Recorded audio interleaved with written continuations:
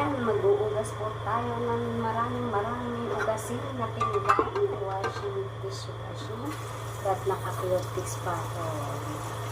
Purtex pa. Para protection niya sa sa kamay mo yung tubig sobrang init. Kaya pinag-protexan ko yung aking kamay dahil nagiging manipis siya. Kaya may Purtex siya. Kaya protection ang Purtex sa iyong kuko. Diba? Protection. Protection.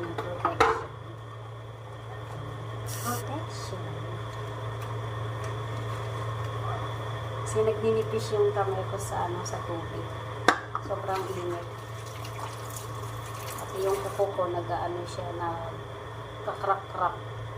Ayan. Ay, mega shoutout.